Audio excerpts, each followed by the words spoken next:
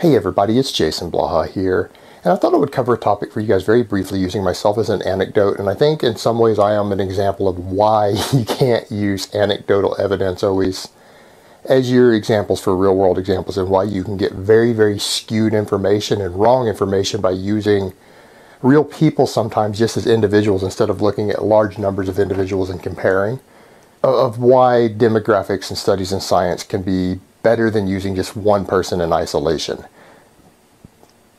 I do have some people who say things like, well, Jason, look at the balance of your physique. You clearly need to do some arm work. Maybe you should do some curls, etc., etc. You're clearly just doing powerlifting. And here's why you don't use me as an anecdote. People who follow my training actually know that I actually do bodybuilding work for my arms. I do powerlifting work exclusively for my back and my legs. I don't do any bodybuilder shit for those. Yet they're my dominant body parts. And it's partially genetic. Genetics play a massive role there. Different people, unless you are Arnold Schwarzenegger or Serge Nubret or Ronnie Coleman, every person has a mix of genetics. You're not amazing genetics top to bottom. You're probably not terrible genetics top to bottom. You have strong points and weak points, things that grow easier for you, things that will look better at the same size on one person versus another. It's just genetics, guys. That's just the way it is. That's the real world. You're going to have muscles on the same program. One guy will get better development in one muscle than another. Another guy will have a different muscle that grows way bigger following the exact same program, the exact same reps, exact same sets. That's just genetics. And I think most of us realize that by this point. But you take somebody like me and my back and my legs, and I don't want to brag. When I try to say this, people say, you're bragging, and I'm not trying to brag. I've seen Chris Jones publicly say, and along with Devin Palumbo with Beast Bodybuilding, guys who most of you think have really impressive physiques. These are guys who know what they're looking at, have said Jason's got a great back and great legs. And that doesn't mean that I could be winning NPC shows with those, but they are clearly well developed. I have good genetics in those body parts. Yet those body parts, I train exclusively with power training. I don't do any isolation work for them. I don't do anything but barbell work for them unless you count weighted chin-ups as a non-barbell exercise. I don't do high reps, at least on a regular basis, on occasion. I do mostly 3 reps, sometimes 5, but most of my work throughout the year is 3 reps for those muscle groups, just using barbell movements.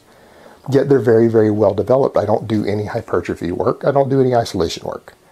The muscles that I have that everyone says need the most work, ironically, are the muscles that I actually do both high reps for and I do isolation for. And you guys know that. And actually some of the isolation movements guys have seen me do realize I'm actually using pretty heavy weights for pretty high reps on those. And they're not even that terribly developed. It's just that my other muscle groups outshine them so much. And it's my biceps, my triceps, my delts. These things are all obviously lagging a bit compared to the rest of my size, despite the fact that from a bodybuilding perspective, I train them in a superior way. So if someone were to use me as an anecdote, they would conclude that powerlifting is dramatically superior to bodybuilding work, high reps, isolation work for putting on size in a muscle, because otherwise, how else could you possibly explain the fact that the muscles that I don't bodybuild or do any type of bodybuilding work or hypertrophy work or isolation work, why do they outshine the muscles that I do lots of that stuff on? So you can't, that's an example of why you don't just take one person and say use them as an anecdote, because we know in the real world that high reps and isolation movements can put a lot of muscle on. Every expert agrees. I think every bodybuilder out there who's experimented agrees. And if I didn't do those things, my arms would be dramatically smaller. My delts would be dramatically smaller.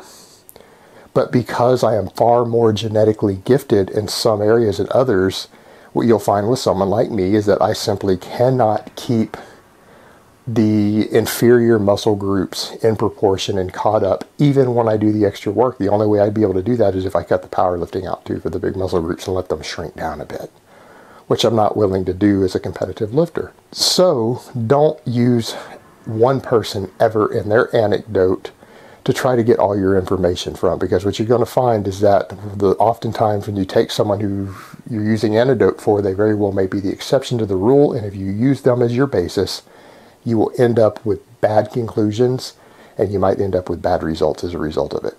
Alright guys, well that's really all I have to say on that today. I hope it's been informative, and I will talk to you guys next time. But let me give you guys a bicep shot before I go. Oh, Mount Vesuvius.